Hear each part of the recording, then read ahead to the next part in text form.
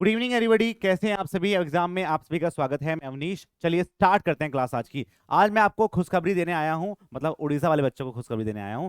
ये खुशखबरी ये है कि आपकी जो ओएसएससी है, जो उड़ीसा स्टाफ सर्विस कमीशन है, उन्होंने 1000+ वैकेंसीज को निकाला है।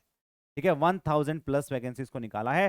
सिविल इंजीनियरिंग जेई में काफी बढ़िया वैकेंसी लिखी है, तो जिनका होम स्टेट है इससे बेस्ट कुछ नहीं है। मैं तो इवन बोलूंगा कि एसएससी का एग्जाम भी आप बाद में मतलब यदि आपके पास दोनों में चॉइस हो कि एसएससी लेना है या लेना है, तो आप ज्यादा उड़ीसा पे काम करिए। ठीक है, क्योंकि क्या है, होम स्टेट है, मजा आएगा। अब बात करते हैं कि ये अभी आया है 2 नवंबर को, अभी यहाँ पे आया है। मैंने आपकी इसलिए इसकी वीडियो बना दी है। यहाँ पे जो ऑनलाइन रजिस्ट्रेशन है वो आपका 11 से स्टार्ट हो रहा है, 11 नवंबर से स्टार्ट होगा और पूरे 1 मंथ यहाँ पे चलेगा। 1 मंथ यहाँ पे चलेगा, 1 मंथ यहाँ पे चलेगा। सेकंड हम बात कर लेते हैं कि व्हाट इज कितनी कितनी वैकेंसीज हैं, किस किस डिपार्टमेंट में वैकेंसी निकली है, उसके बारे में हम बात कर लेते हैं। ठीक है, तो ये जो डिपार्टमेंट आपको दिख रहे होंगे, बेसिकली सिविल सिविल सिविल छाए हुए हैं। तो सिविल बच्चे जो उड़ीसा के हैं, वो मतलब बहुत अच्छी चांसेस है आपके पास कि इसको आप हमेशा ढंग से इसको ले जाओ, एक एक न एक जॉब यहाँ से उठा के ले जाओ। तो पब्लिक हेल्थ डिपार्टमेंट में 101 है, और डायरेक्टर ऑफ म्यूनसिपल में 30 है, और डायरेक्टर ऑफ टेक्सटाइल्स में 1 है। पंचायत राज में आपकी 421 है, और वाटर रिसोर्स में 451, सबसे ज्यादा इसमें ही है। ठीक है, एजुकेशन ट्रेनिंग में 217 है, और डायरेक्टर ऑफ फिशरीज में 4 वैकेंसीज हैं। तो कुल मिला के 1000+ वैकेंसीज यहाँ पे बैठ रही हैं, जो आपको यहाँ पे दिख रही हो। ठीक है, दूसरा हम बात कर लेते हैं कि इसका जो पैटर्न है एग्जामिनेशन का वो क्या है। उससे पहले इसकी जो मिनिमम क्वालिफिकेशन है उसके बारे में मैं बात कर लेता हूं।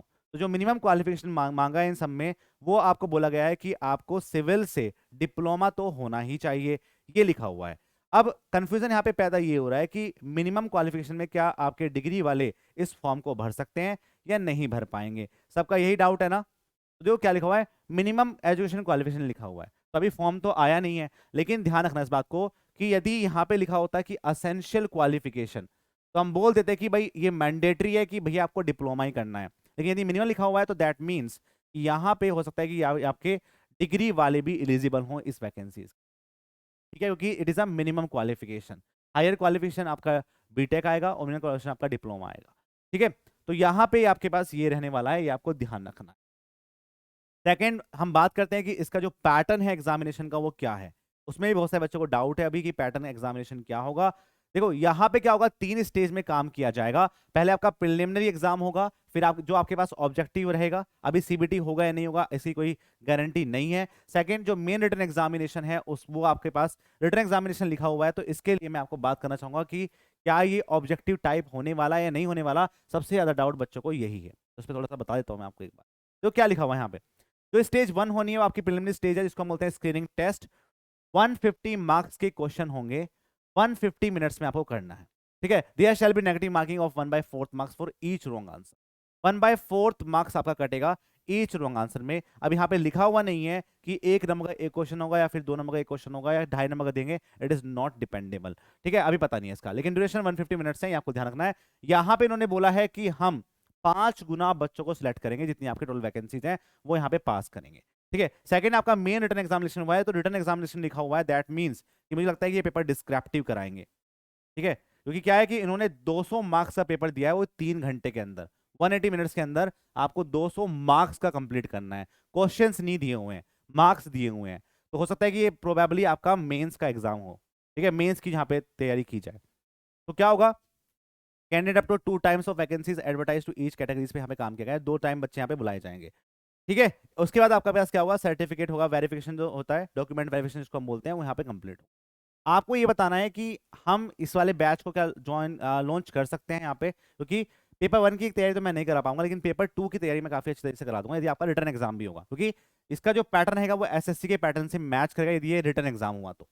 If it is written examination मतलब डिस्क्रिप्टिव पेपर हुआ तो ये, यदि ये नॉन टेक का पेपर रहा, या ऐसा बोल सकते हैं कि यदि ये आपके पास ऑब्जेक्टिव पेपर रहा, तो ऑब्जेक्टिव पेपर के अंदर इसका जो पैटर्न है वो खुरमी गुप्ता गुप्ता टाइप का रहता है, जो हमेशा आता है। ठीक है, तो ये क्लियरिटी अभी हो जाएगी, लेकिन मुझे लगता है कि रिटन एग्जाम मतलब आपके पास जो रहेगा वो आपका मेन के एग्जामिनेशन डिस्क्रिप्टिव पेपर की तरह ही आएगा। तो आपको कमेंट सेक्शन के अंदर में बताना है कि हम क्या इस बैच को लॉन्च कर सकते हैं। यदि मैं करूंगा तो मैं ऐसा करूंगा कि लाइव प्लस रिकॉर्डेड करूंगा।